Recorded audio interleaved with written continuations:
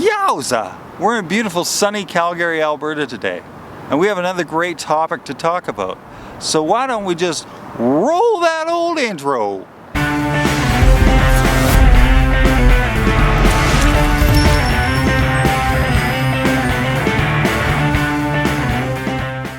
Hey guys, Bruce back at you again with Blackboard Rules. Today we're going to be talking about contracts and agreements. And I thought this was kind of an appropriate place to come. As being a professional athlete, the folks that play in this stadium behind me here, they have all sorts of contracts and agreements in place with agents and personal managers and the teams that they play for. Just like in the entertainment world, we also need to have contracts and agreements in place if we're playing gigs or doing performances. So let's have a look at that. So by definition, a contract is an agreement between two parties that usually has to do with employment, tenancy, or sales, and that is intended to be enforceable by law. Contracts and agreements, while sometimes are verbal, should always be written. That way, if there's ever a disagreement or a problem, you can go back to the written contract. When you do verbal contracts on a handshake, sometimes the parties will go back and say, well, I didn't say that, or I didn't mean that, and there can be a lot of confusion. When you write something down, it becomes very, very clear. When things are written down very clearly, people will be less likely to try and sidestep the issues. A basic contract should contain the 5 W's. Who, what, why, where, and when. The who of the contract is the parties involved. Oftentimes, the people that are hiring the performer or musician are called the buyer. The people or the party that are providing the performance or entertainment are referred to as the talent. The what in the contract is, what is the event? Is it a boxing match? Is it a concert? Is it a wedding where a DJ is going to be performing? What amount of money is going to be exchanged? What is the deposit or down payment going to be? Narrow it down, be very specific. The next one would be why. Oftentimes this can overlap with the what. Why is the event being put on? Is it for someone's birthday? Is it for someone's 50th anniversary? Why is the event being put on? Where? Where is the event going to happen? Is it going to happen in a church? Is it going to happen in a club? Is it going to happen on the main stage at some large festival?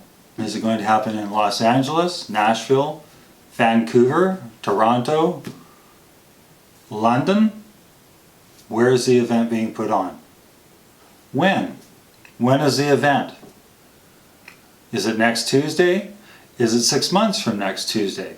Is it on the 4th of July? Is it on Christmas? Is it on Halloween? And when is it on Halloween? Is it at 7 p.m.? Is it at 8 p.m.? Is it at midnight? Is it at 7 a.m. in the morning? All these specifics need to be laid out clearly in the contract. The contract can also specify another thing, and that is how. How is the event going to be put on? How is it going to be put together? Are you bringing the audio-visual? Are you bringing the PA system? Are you bringing the lighting system? Is the buyer going to be providing maybe the alcohol for the event?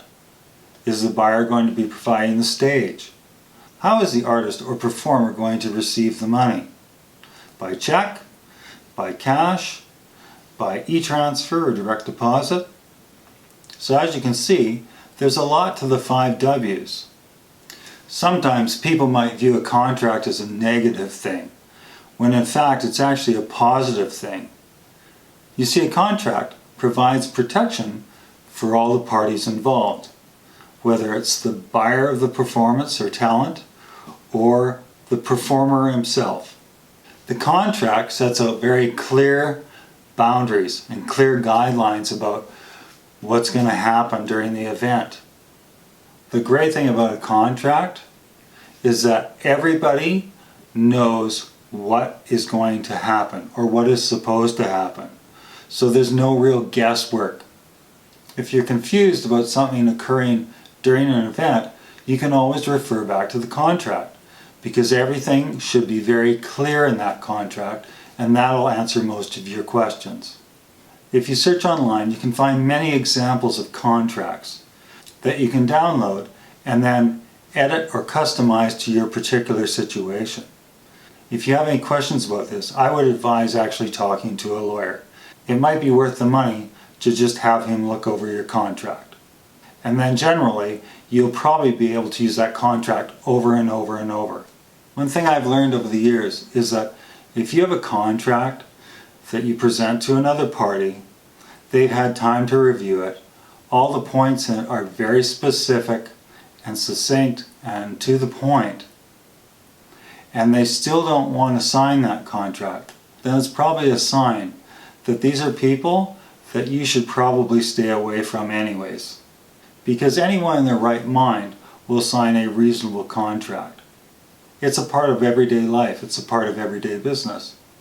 When you're exchanging money for a product or service of talent, you're entering into a business contract. And this is why music and the entertainment industry are business, and they should be treated as such. You will actually garner more respect for yourself when you start learning these basic business practices and putting them to use. All performers should use a contract.